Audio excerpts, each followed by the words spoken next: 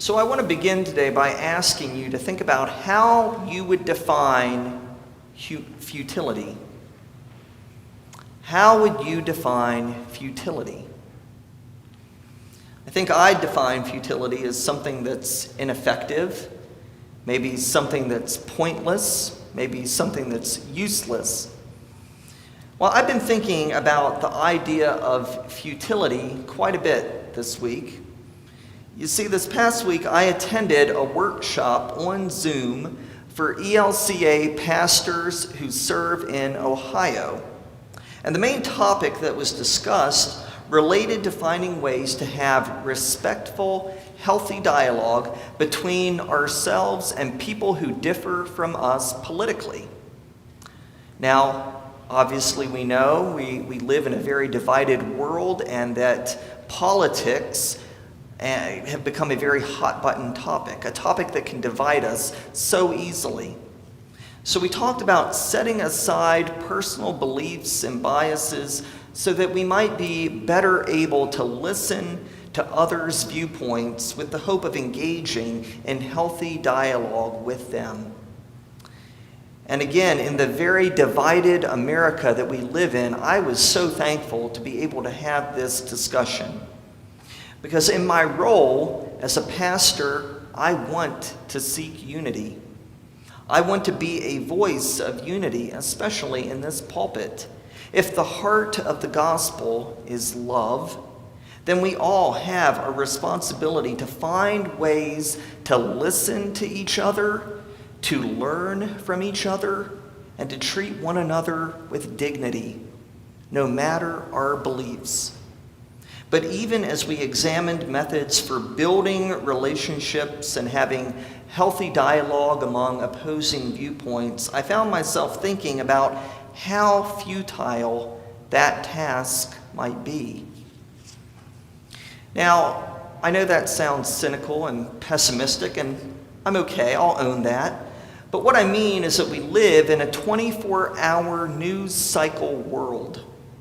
And the information that we constantly absorb on social media, on YouTube, in the news, is almost always designed to divide us. It's designed to make us pick a side. And social media, too, gives us a soapbox to stand on and allows us then to shout our opinions out to the world.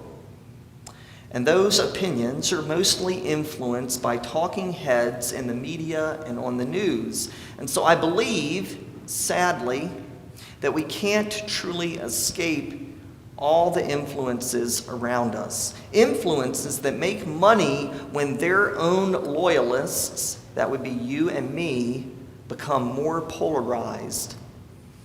And because of that, I find a futility in attempting to overcome all of these negative, divisive influences that hold so much of our collective attention all of the time. I often think, what's the point? What can I say about unity and dignity and respect that will make any difference in the world that we live in? I find some comfort then believing that Jesus likely felt this way too. In the gospel today, Jesus was speaking at a synagogue in his own hometown of Nazareth. And the people there quickly went from amazement at his teachings to outrage at the things that he said. In one moment, they praised him. In the next, they were filled with anger and then drove him out of his own hometown. But we need to stop and ask what happened. What caused these people to become so incensed with Jesus? Well, Jesus, knowing the thoughts and motives that lie within all people, knew that all of those people gathered at the synagogue that day wanted him, expected him to give them the same kind of healing of illnesses that he'd done at Capernaum. And then Jesus says something unexpected. He makes a connection between those healings that he had done and two unique people mentioned in the Old Testament books of 1st and 2nd Kings, an unnamed widow at Zarephath in Sidon, and a leper named Naaman from Syria. Now, why would Jesus make a point to speak about these random individuals? Well, the people at that synagogue that day would have known their Hebrew scriptures well, and they would have known that Jesus was lifting up two people who had been blessed by God, but they were people outside of the presumed family of God. Jesus is making a point about how God sent prophets to these two unique people, people who didn't initially know or believe in the God of Israel, people who were outside of the Jewish community of faith. Jesus highlights these two people to show the Israelites gathered that day how expansive the love of God is, and how this love of God was not limited only to them. The Israelite community had come to see God, Yahweh, as their own God, as if God belonged only to them. But God cannot be put into so narrow a box. And Jesus was proclaiming a new way to see God, a new narrative about God, a God whose love and forgiveness and healing would continue to seek out and to bless and to find all people, not only people in the Israelite community.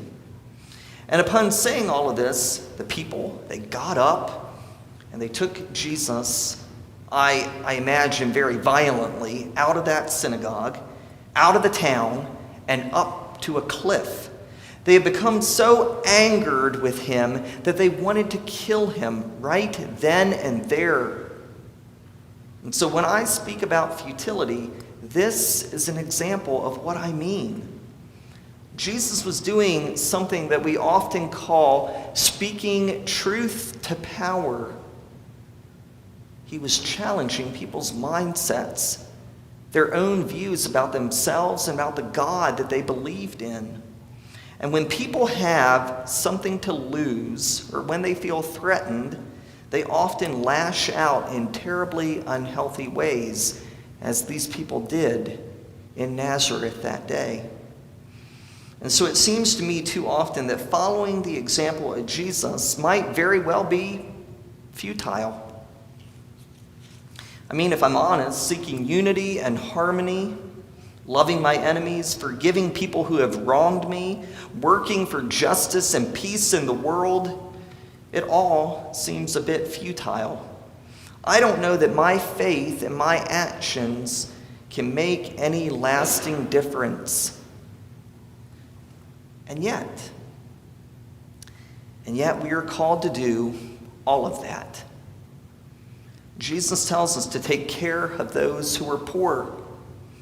He tells us to love our neighbors, to love our enemies, to seek out peace and justice, and to be forgiving in the same way that God has forgiven us.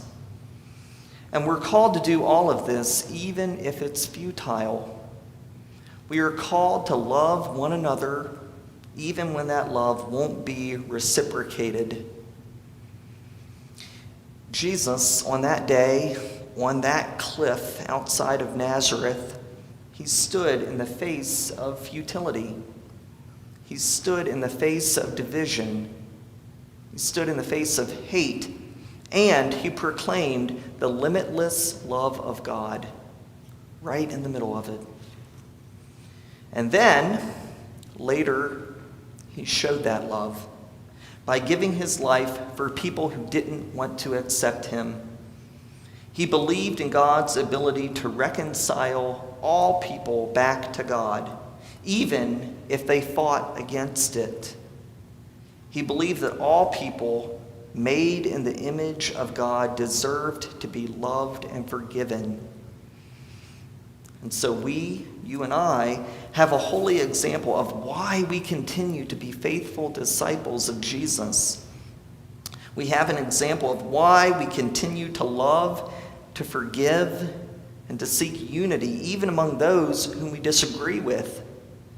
And we do all of this because we believe that our faithful efforts honor God.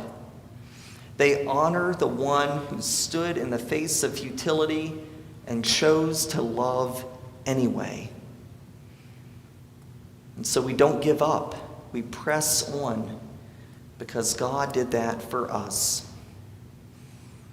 Amen.